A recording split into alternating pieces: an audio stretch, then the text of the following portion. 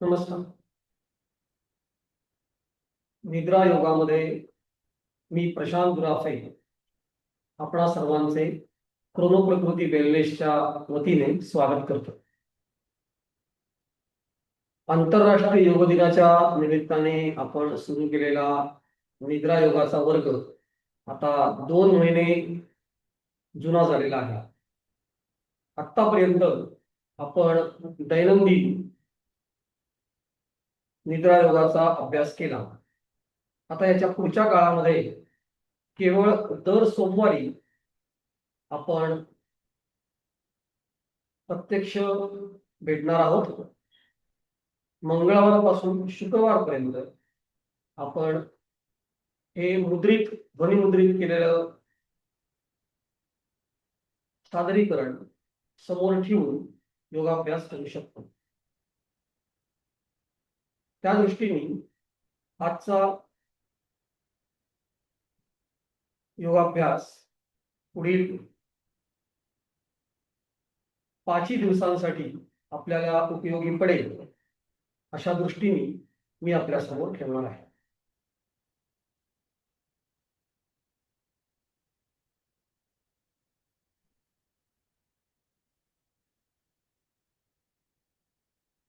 आपण अभ्यासाची सुरुवात योगासन मंत्राने करूया. योगेन चित्तस्य पदेन वाचा मलं शरीरस्य च वैद्यकेन योपाकरोतं प्रवरं मुनीना पतंजलि आंजलिरानतोस्मि.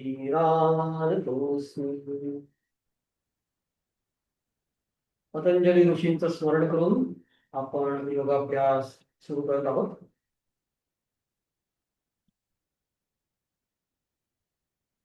चाळीस मिनिटाच्या निद्रा योगाच्या अभ्यासामध्ये सुरुवातीला 5 मिनिटं आपण मंत्रासाठी आणि तयारीसाठी घेऊ शकतो. त्यानंतरची पुढची 15 मिनिटं आपल्याला पूर्ण नमस्कारच्या माध्यमातून विविध आसनांचा अभ्यास करायचा आहे. त्यानंतरची 10 मिनिटं आपण प्राणायाम करणार आहोत. त्यानंतरची 5 मिनिटं आपण मुद्राभ्यास करणार आहोत आणि शेवटच्या 5 मिनिटांमध्ये आपण परत शांती मंत्र आणि काही झालेल्या अभ्यासाबद्दल चर्चा करून आपला अभ्यास संपवणार. रोजचा असा अभ्यास आपण प्रत्येकाने वैयक्तिक करावा आणि त्यामध्ये जर काही अडचणी आल्या आणि प्रश्न असतील तर सोमवारच्या आपल्या झूम मीटिंग मध्ये आपण त्याची चर्चा करू शकतो.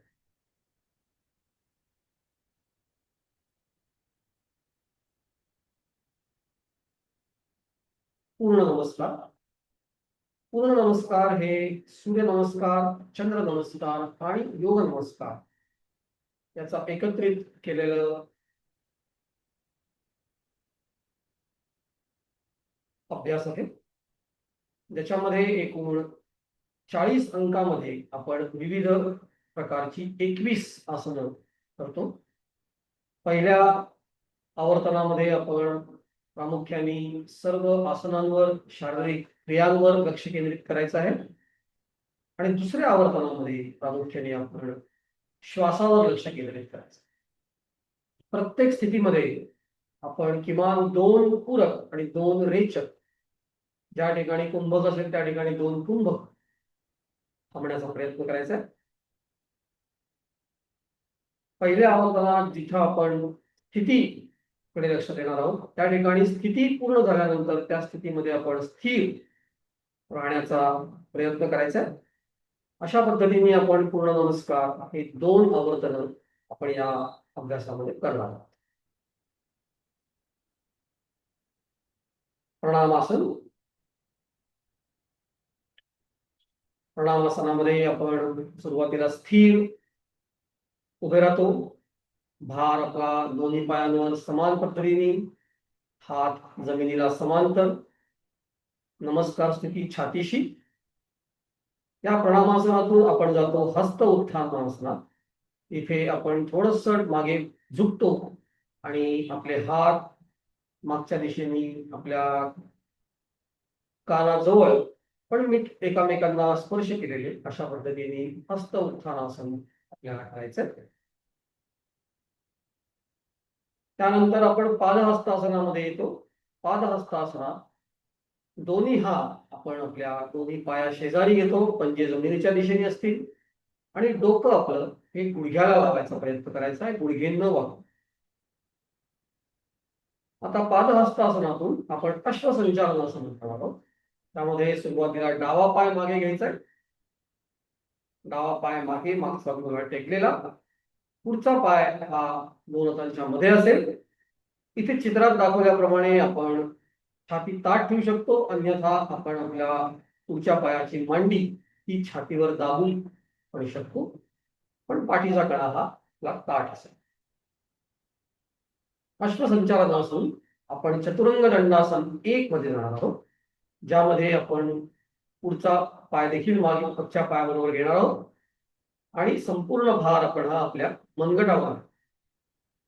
या चतुरंग दंडासनातून आपण चतुरंग दंडासन 2 मध्ये जाणार आहोत, ज्यामध्ये डावा हात हा आपल्याला वर घ्यायचा आहे आणि एकाच हातावर संपूर्ण शरीर तोलायचं आहे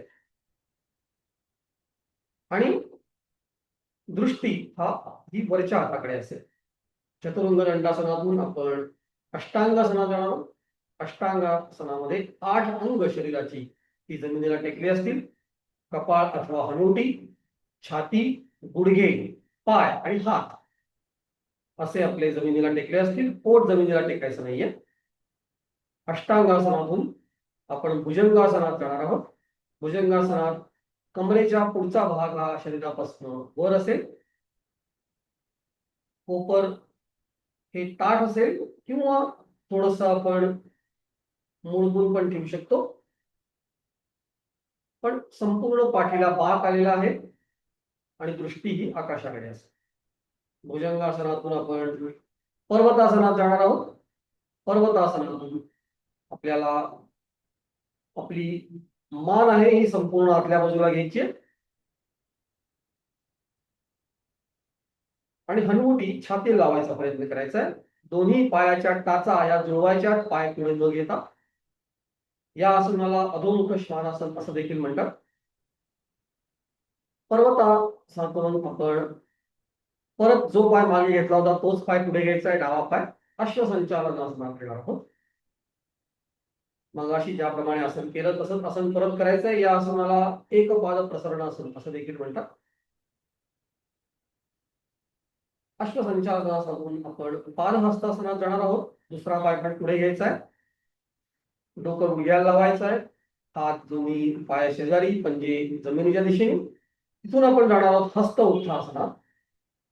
हस्त उत्थानासनातून आपले हात वर असतील, तिकडनं आपण प्रणामासन. प्रणामासनातून आपण परिवृत्त त्रिकोणासन 1 करणार आहोत.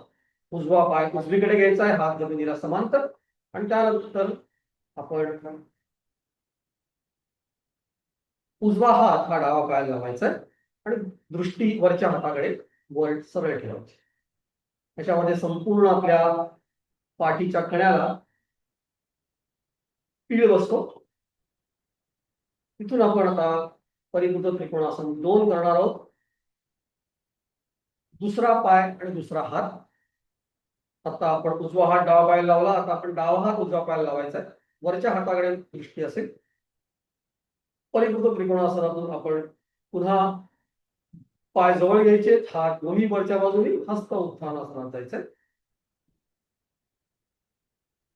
त्या ठिकाणाहून आपण पुन्हा पादहस्तासन करणार आहोत. दोन्ही पाय शेजारी जवळ असतील त्या शेजारी दोन्ही हात येतील आणि डोकं हे गुडघ्याला लावायचा प्रयत्न करायचा आहे. त्या ठिकाणाहून आपण उजवा पाय मागे घ्यायचा आहे आणि पुढचा गुडघा हा काटकोनात वाकवायचा आहे. वीरासनामध्ये आपण जाणार आहोत. हात कमरेवर किंवा हात बाजूला चित्रात दाखवल्याप्रमाणे आपण वीरासनात ठेवू शकतो. त्या ठिकाणाहून आपण जाणार आहोत अश्वसंचालनासनात. जो पाय मागे आहे त्याचा गुडघा जमिनीवर टेकवायचा आहे आणि अश्वसंचालनासन किंवा एक पाद प्रसरणासन आपण करायचं आहे. त्या ठिकाणाहून आपण दोन्ही हात हे आकाशाच्या दिशेने येणार आहोत. नमस्कार स्थितीमध्ये अर्धचंद्रासनात जाणार आहोत. पाठीचा कणा ताठ असेल. अर्धचंद्रासनातून आपण पुन्हा चतुरंग दंडासन एक करणार आहोत. दुसरा पाय पण मागे घ्यायचा आहे. संपूर्ण भार हा दोन्ही मनगटांवर. त्या ठिकाणाहून चतुरंग दंडासन 2. आता आपण उजवा हात वर घ्यायचा आहे आणि उजव्या हाताकडे वर पाहायचंय. तिथून आपण जाणार आहोत मार्जाळ आसनात. दोन्ही गुडघे जमिनीवर टेकवलेले, मान आतल्या बाजूनी असेल. मान वरच्या बाजूने पण आपण घेऊ शकतो किंवा आतल्या बाजूला ठेवू शकतो. मार्जाळ आसनातून आपण जाणार आहोत अष्टांग आसनात. पुन्हा आपण कपाळ अथवा हलवडी, हात, छाती, गुडघे आणि पाय जमिनीवर ठेवणार आहोत. अष्टांगासनातून आपण भुजंगासन करणार आहोत. कमरेच्या वरचा भाग हा जमिनीच्या वर असेल. भुजंगासनातून पर्वतासन करणार आहोत. हलवटी आतल्या बाजूने जाईल आणि संपूर्ण कंबर आपली वरच्या बाजूने आलेली असेल. मान आत, छाती जवळ. त्या ठिकाणून आपण शशांकासनात जाणार आहोत. शशांकासनाला बालासन असं देखील म्हणतात. बालासनामध्ये आपण आपले हात आणि गुडघे जमिनीवर असतील आणि संपूर्ण आपण नमस्कार स्थितीमध्ये असू. फक्त कपाळ हे जमिनीवर असेल. शशांकासनातून आपण अश्वसंचालनासनात जाणार आहोत. उजवा पाय पुढे घ्यायचा दोन्ही हातांच्या जवळ. अश्वसंचालनातून आपण अर्धचंद्रासन करणार आहोत. दोन्ही हात जमीन आकाशाच्या दिशेने नमस्कार स्थितीमध्ये. अर्धचंद्रासनातून आपण वीरासनात जाणार आहोत. जो पाय पुढे असेल तोच पाय पुढे ठेवायचा आहे, काटकोनात वाकवायचा आहे आणि हात मान कमरेवर किंवा बाजूला ठेवून आपण वीरासन. वीरासनातून आपण द्विकोणासनात जाणार आहोत. द्विकोणासनामध्ये आपण आपले हात मागच्या दिशेने ताणलेले आणि कंबरेतनं आपण पुढे झुकून आपण द्विकोणासन करणार आहोत. द्विकोणासनातून आपण कटिचक्रासन 1 करणार आहोत. त्याच्यामध्ये आपण उजवीकडे वळायचंय. उजव्या खांद्यावर डावा हात ठेवायचा आहे. कटिचक्रासनातून 1 मधनं आपण 2 करणार आहोत. विरुद्ध हात आणि विरुद्ध खांदा. आता आपण डाव्या खांद्यावर उजवा हात ठेवणार आहोत. कटिचक्रासन 2 मधनं आपण ताडासन करणार आहोत. त्याच्यामध्ये आपण संपूर्ण शरीर हे आपल्याला वरच्या दिशेने खेचायचंय आणि हात आपण एकामेकात गुंफून शरीर वरच्या बाजूने ताणायचंय. शक्य असेल तर चवड्यावर उभं राहायचंय, अन्यथा संपूर्ण पाय जमिनीवर ठेवून केवळ शरीर ताणायचंय. ताडासनातून आपण उत्कट आसन करणार आहोत. गुडघ्यामध्ये खाली बसायचे, हात जमिनीला समांतर. गुडघे 90 अंशामध्ये असतील. उत्कट आसनातून आपण वीरभद्रासन 1 करणार आहोत.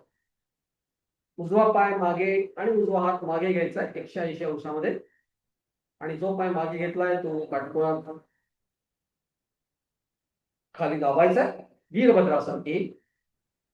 वीरभद्रासन 1 मधून आपण वीरभद्रासन 2 करणार आहोत. संपूर्ण दुसऱ्या दिशेने जेव्हा आपला उजवा हात आणि उजवा पाय मागे असेल, आता पुढे हात घेऊन परत डावा पाय मागे आणि डावा हात मागे घ्यायचा आणि जो पाय मागे घेतलाय तो काटकोनात दाबायचा. वीरभद्रासन 2 करायचे. जो पाय मागे घेतला असेल तो परत पुढे घ्यायचा आहे डावा पाय आणि त्यानंतर हात कमरेवर ठेवून विठ्ठलासन करायचे. विठ्ठलासनानंतर आपण जाणार आहोत वृक्षासनामध्ये. हात कमरेवर किंवा हात वर ठेवू शकतो आणि उजवा पाय हा आपण डाव्या जांघेपाशी, डाव्या मांडीपाशी किंवा जांघेपाशी हा ठेवणार आहोत. वृक्षासनातून आपण हात आपल्या छातीपाशी प्रणामासनात आणणार आहोत आणि आपण एक आवर्तन पूर्ण करणार आहोत. 40 अंकामध्ये आपण पूर्ण नमस्काराचं एक आवर्तन पूर्ण केलेलं आहे. असं हे पहिलं आवर्तन झाल्यानंतर आता आपल्याला परत पुढचं आवर्तन करायचं आहे. त्याच्यामध्ये आपण याच क्रमाने सर्व आसनं करणार आहोत.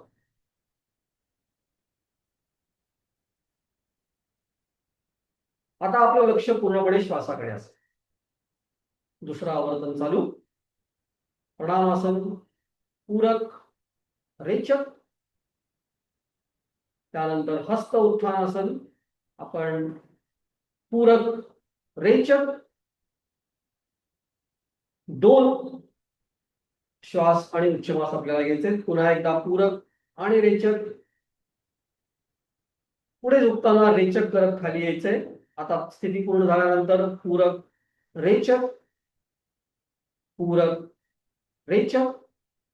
पादहस्तासनातून आपण अश्वसंचालनाला जाणार आहोत. स्थिती पूर्ण झाल्यानंतर पूरक, रेचक, पूरक, रेचक. चतुरंग दंडासन.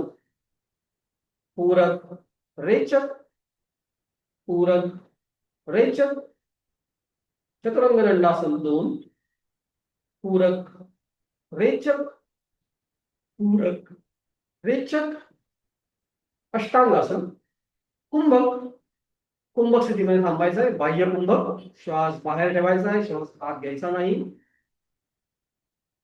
कुंभक स्थितीतून आपल्याला भुजंगासन करायचं आहे. पूरक, रेचक, पूरक, रेचक.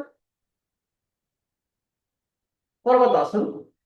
पूरक, रेचक, पूरक, रेचक.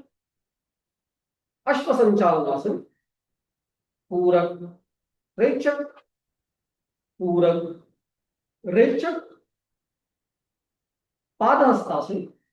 पूरक, रेचक, पूरक, रेचक.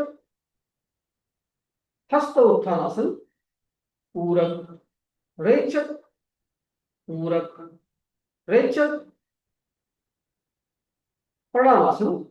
पूरक, रेचक, पूरक, रेचक.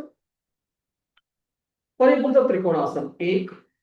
पूरक, रेचक, पूरक, रेचक. परिपूर्ण त्रिकोणासन 2. पूरक, रेचक, पूरक, रेचक.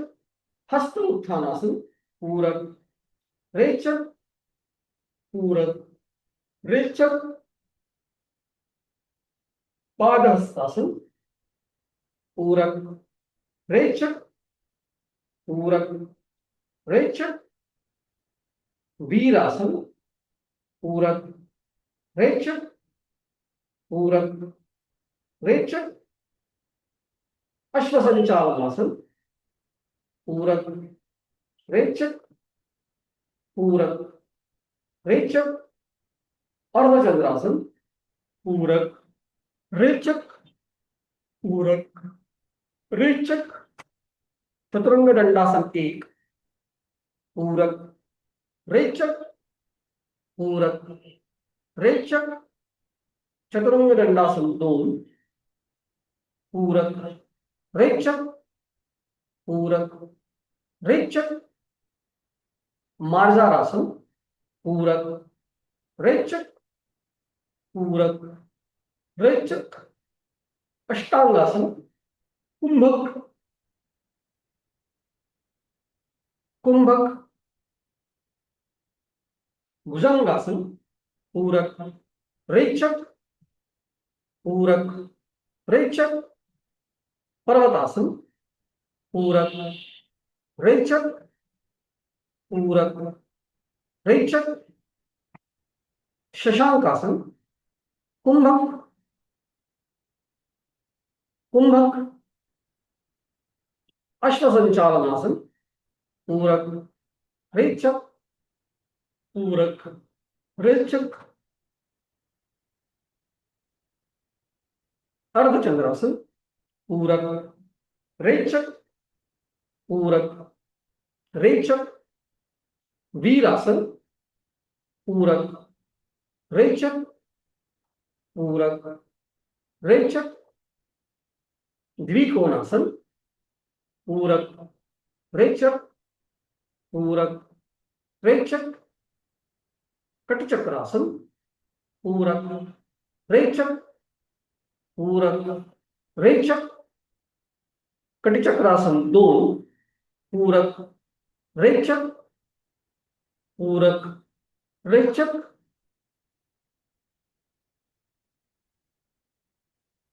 ताड़ासन, पूरक रेचक, पूरक रेचक, उत्कटासन, पूरक रेचक, पूरक रेचक, वीरभद्रासन 1, पूरक रेचक, पूरक रेचक, वीरभद्रासन 2, पूरक रेचक, पूरक रेचक, विठ्ठलासन, पूरक रेचक, पूरक रेचक, वृक्षासन, पूरक रेचक, पूरक रेचक, प्रणामासन, पूरक रेचक, पूरक रेचक. नमस्कार सोडायचे, विश्रांती घ्यायची. आपण शवासनात काही काळ विश्रांती घेऊ शकतो किंवा आपण दंडासनात बसून विश्रांती घेऊ शकतो. काही काळ विश्रांती अनिवार्य आहे. विश्रांतीनंतर आपण प्राणायाम सुरू करणार आहोत. प्राणायामामध्ये आपण योगिक श्वसन आणि भ्रामरी हे रोज करतो आणि त्याच्यामध्ये आपण एका दिवशी एक प्राणायाम वाढवतो. अनुलोम विलोम सोमवारी, सितकारी मंगळवारी, शीतली बुधवारी, उज्जयी गुरुवारी, भस्त्रिका शुक्रवारी, नाडी शोधन शनिवारी आणि चंद्रभेदन रविवारी. या पद्धतीने आपण 7 दिवस 3 प्राणायाम हे करू शकतो. सोयीच्या स्थितीमध्ये आपण बसायचंय. पद्मासन, अर्ध पद्मासन, सिद्धासन किंवा सुखासनामध्ये. योगिक ब्रीदिंग मध्ये आपण सुरुवातीला दीर्घ श्वसनाचा अभ्यास सुरू करून मग हळूहळू आपण योगिक श्वसनाकडे जायचंय, ज्यामध्ये ॲब्डॉमिनल ब्रीदिंग, थोरॅसिक ब्रीदिंग आणि क्लॅव्हिक्युलर ब्रीदिंग ह्या तिन्ही गोष्टी एकत्र करायच्या, ज्यामुळे आपली श्वसन क्षमता आपण वाढवू शकतो. त्यानंतर भ्रामरी प्राणायाम आपण करायचा आहे, ज्याच्यामध्ये आपण षण्मुखी मुद्रेमध्ये डोळे, नाकपुड्या, तोंड आणि कान हे बोटांनी बंद करून दीर्घ श्वास घेतो आणि दीर्घ श्वास सोडून आपण मकार ध्वनी करतो. जो मकार ध्वनीची कंपन आपण आपल्या स्वतः अनुभव घेतो शरीराच्या वरच्या भागात, आणि ज्यामुळे आपल्या चेतासंस्था ही स्थिर होण्यामध्ये, मेंदू शांत होण्यामध्ये आपल्याला मदत होते. अनुलोम विलोम प्राणायाम आपण सोमवारी करायचा आहे, ज्यामध्ये आपण कुंभकाचा अभ्यास न करता केवळ डाव्या नाकपुडीतून श्वास घेणे, उजव्या नाकपुडीतून सोडणे आणि उजव्या नाकपुडीतून घेणे, डाव्या नाकपुडीतून सोडणे, अशा पद्धतीने अनुलोम विलोमचा अभ्यास करायचा आहे. मंगळवारी आपण सितकारीचा अभ्यास करू शकतो, ज्यामध्ये आपण दोन्ही दातांच्या मधनं तोंडातनं श्वास घेतो आणि नाकातनं श्वास सोडतो. बुधवारी आपण शीतली प्राणायामाचा अभ्यास करायचा आहे, ज्यामध्ये आपण जिभेचा चंबू करून श्वास तोंडातनं घेतो आणि नाकातनं श्वास सोडतो. गुरुवारी आपण उज्जाई प्राणायामाचा अभ्यास करू शकतो, ज्यामध्ये आपण श्वास घेताना आपण आपल्या घशामध्ये घर्षण करत श्वास आत घ्यायचा आहे. थोडस घसा हा संकुचित आकुंचित करायचा आहे आणि ज्या योगे श्वास जाताना हा घर्षणात होऊन श्वास आत जाईल आणि सोडताना मात्र सामान्यपणे नाकाने श्वास सोडायचा. शुक्रवारी आपण भस्त्रिका प्राणायाम करू शकतो, ज्यामध्ये आपण दोन्ही श्वास घेणे आणि सोडणे हे ऍक्टिव्ह करायचंय. फोर्सफुल इनहेलेशन, फोर्सफुल एक्झेलेशन आपण भस्त्रिका प्राणायामात करू शकतो, ज्यामध्ये आपण दीर्घ श्वसन करताना भस्त्रिका प्राणायाम करायचा. त्यानंतर शनिवारी आपण नाडी शोधन प्राणायाम करतो, ज्यामध्ये अनुलोम विलोम प्रमाणेच डाव्या नाकपुडीतून श्वास घ्यायचा, उजवीकडनं सोडायचा आणि उजवीकडून घेऊन डावीकडनं सोडायचा आहे. फक्त त्यामध्ये आपण मधला काही काळ कुंभक करायचा आहे, ज्यामध्ये श्वास हा आतच रोखून धरायचा. त्यानंतर शनिवारी या रविवारी आपण चंद्रभेदन प्राणायाम करू शकतो, ज्यामध्ये प्रत्येक वेळेला डाव्या नाकपुडीतनं श्वास घ्यायचा आहे आणि उजवीकडनं सोडायचा. डावीकडून श्वास घ्यायचा आहे आणि उजवीकडनं सोडायचा आहे, ज्या योगे आपला डावी नाकपुडी आपण सक्रिय करतो, जी चंद्र नाडी आहे किंवा इडा नाडी आहे, ज्या योगे आपल्या शरीराचं तापमान आपण कमी करून निद्रेसाठी आपल्या शरीराला आपण चंद्रभेदनाच्या माध्यमातून तयार करू शकतो. हे झाले प्राणायामाचे प्रकार. आपल्या संपूर्ण 7 दिवसांसाठी आपण करू शकतो. आता आपण मुद्रांचा अभ्यास जो केला तो या ठिकाणी एकत्र सांगितलेला आहे. ज्ञान मुद्रा, शून्य मुद्रा, प्राण मुद्रा, अपान मुद्रा, शक्ती मुद्रा, आदि मुद्रा, भैरव मुद्रा, छिन्न मुद्रा, ध्यान मुद्रा, अंजली मुद्रा, उदान मुद्रा, समान मुद्रा, व्यान मुद्रा आणि मुष्टी मुद्रा, अशा एकूण 14 मुद्रांचा अभ्यास आपण 7 दिवसांमध्ये करायचा आहे. रोज 2 मुद्रांचा अभ्यास आपण करायचा आहे. सोमवारी ज्ञान मुद्रा आणि शून्य मुद्रा, चित्रामध्ये दाखवल्याप्रमाणे आपण विविध बोट ही अंगठ्याला टेकून आपल्या शरीरातल्या प्राणाचं नियमन करणार आहोत, ज्या योगे आपली शरीरातील पंचमहाभूत ही स्थिर होऊन आपल्या प्राणाची गती ही आपण योग्य दिशेने जर वळवू शकलो तर आपला प्राणायाम हा अधिक प्रभावी होण्यास मदत होते. मुद्राभ्यास हा अधिक काळ करण्याचा अभ्यास आहे. किमान 15 मिनिटं आपण एका मुद्रेमध्ये बसणं अपेक्षित आहे, पण रोजच्या आपल्या 40 मिनिटाच्या कालावधीमध्ये आपण इतका बसू शकत नाही. त्यामुळे रात्री झोपताना आणि सकाळी उठल्यानंतर आपण आपल्या सोयीच्या मुद्रेमध्ये अधिक काळ बसू शकतो. सोमवारी ज्ञान मुद्रा आणि शून्य मुद्रा केल्यानंतर आपण मंगळवारी प्राण मुद्रा आणि अपान मुद्राचा अभ्यास करू शकतो. चित्रात दाखवल्याप्रमाणे आपण अंगठे आणि विविध बोट ही एकामेकांना जोडून मुद्रांचा अभ्यास करू शकतो. बुधवारी आपण शक्ती मुद्रा आणि आदि मुद्रा याचा अभ्यास करू शकतो. गुरुवारी भैरव मुद्रा आणि छिन्न मुद्रा यांचा अभ्यास आपण करायचा आहे. शुक्रवारी ध्यान मुद्रा आणि अंजली मुद्रा यांचा अभ्यास आपण करणार आहोत. शनिवारी उदान मुद्रा आणि समान मुद्रा यांचा अभ्यास आपण चित्रात दाखवल्याप्रमाणे करणार आहोत. आणि शनिवारी रविवारी आपण व्यान मुद्रा आणि मुष्टी मुद्रा यांचा अभ्यास आपण करणार. आदि मुद्रा आणि मुष्टी मुद्रेमध्ये फरक एवढाच आहे की अंगठा हा आदि मुद्रेमध्ये आत आहे आणि मुष्टी मुद्रेमध्ये अंगठा हा वरच्या बाजूला. अशा पद्धतीने आपण 7 मुद्रांचा अभ्यास हा 7 दिवस 14 मुद्रांचा अभ्यास आपण हा करणार आहोत, ज्या योगे आपलं प्राणायाम हे अधिक प्रभावीपणे हे होण्यास मदत होणार आहे.